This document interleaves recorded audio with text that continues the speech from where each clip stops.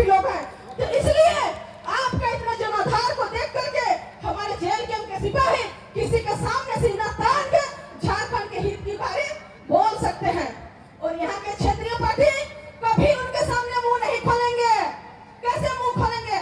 अगर आशु अगर बीजेपी के सामने मुंह खोल दिएगा तो केंद्र से ताड़ से कान के नीचे बजाएगा, तो चुप हो जाएंगे।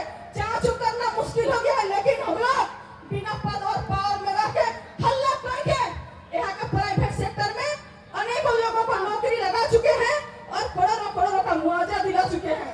दिलाए हैं कि नहीं? ये लोग कैसे उनके सामने मुंह खोलेंगे भाई, जब उनके परछाई में पलते हैं। कभी कभी काम के समय में माता लोग अपने बच्चा को चुप करने के लिए शहद का चूसनी नहीं चूसा देते हैं और बच्चा शांत होकर खेलने लगता है।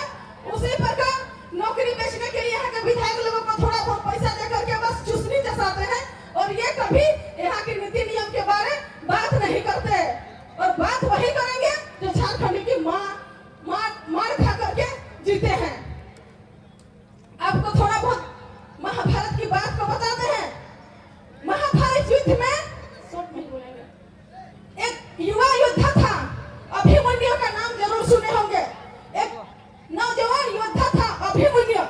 उसको चक्रव्यूह भेदना नहीं आता था, लेकिन भी उनके सामने बड़े बड़े योद्धा थे। उसको हम योद्धा नहीं कहेंगे क्योंकि अभिमन्यु को चक्रव्यूह भेदने नहीं आता था, लेकिन गुरु द्रोणाचार्य, भीष्म पितामह, मामा शकुनी, कर्ण और दुर्योधन इन लोगों को पानी पिला के रखे थे। उन्होंने युद्ध का नियम को तोड़ करके एक साथ उनके साथ प्रहार करते हैं और उनको मारते हैं। और ऐसी जीत को जीत कहेंगे क्या? ऐसी जीत को जीत नहीं कहेंगे। और हमारे साथ हमारे नाबालिग पार्टी के साथ भी इन पार्टियों ने ऐसा ही किया। आपको बताते हैं किस तरह से लोकसभा का चुनाव में हमारा प्रत्याशी एक निर्दलीय प्रत्याशी से सबका अलग अलग छाप था, सबका अलग अलग सिंबल था। जैसे ही हम लोगों ने इस चुनावी चक्रव्यूह में कदम रखा, नॉमिनेशन के दिन में हमें षड्यंत्र के तहत हमारे प्रत्याशियों को जेल में डालते हैं। 15 दिन कोर्ट कचहरी का चक्कर लगाते हैं। उसके बाद मिल करके एक साथ में गठबंधन के साथ हमें हराते हैं। क्या ऐसी जीत को जीत करते हैं आप लोग? ऐसी जीत को हम जीत नहीं करते हैं।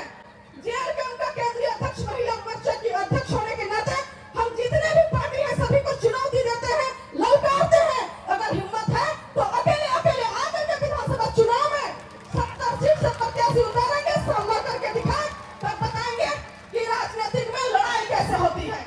एक साथ में मिल करके किसी एक को ये जीत को हम जीत कभी स्वीकार नहीं करते। अभी देखते होंगे। अच्छा, 2 मिनट की बातें को पूरा करेंगे।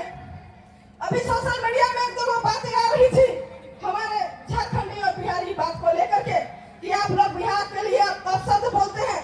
हम किसी का नाम तो नहीं बोलेंगे, लेकिन थोड़ी थोड़ी बातें को बोलने की आवश्यकता पड़ जाती है। हमने कब आपके साथ दुर्व्यवहार किया? हमने तो अपना अधिकार का बात को किया। मामा का, मौसी का, परिवार का दोहाई दे करके हमें रिश्तेदारी में बंटना चाहते थे कि ये झारखंड रिश्तेदार को नहीं मानते हैं। आपका जन्म किस राज्य में होगा? हम मानते हैं कि संयुक्त बिहार में हुआ। संयुक्त बिहार भी कभी उड़ीसा तो बंगाल था। एक परिवार में 4 बच्चों का जन्म भी माता पिता के एक कमरा में ही होता है, एक घर में होता है। लेकिन परिवार को सुचारू रूप से चलाने के लिए सब कोई में बंटवारा होता है। हम लोग अलग प्रखंड का मांग करते हैं, अलग जिला का मांग करते हैं, ताकि छोटा छोटा खंड में बचेगा तो उस जगह का विकास होगा। लेकिन हम लोगों ने बंटवारा किया। अभी भी उनका कहना है कि हम लोग इसी राज्य के हैं। अरे जब जमीन का हिस्सेदारी कर लिए तो आप कैसे इस राज्य के हैं? उन लोगों ने सब दिन हम लोगों को ठगने का काम किया है।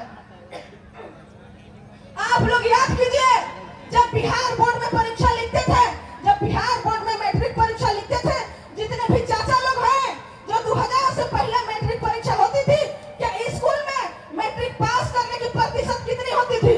बताइए। 100 में मुश्किल से मुश्किल 10 या 15 कोई पास करते थे। सच बोल रहे हैं कि गलत बोल रहे हैं जी? बताइए।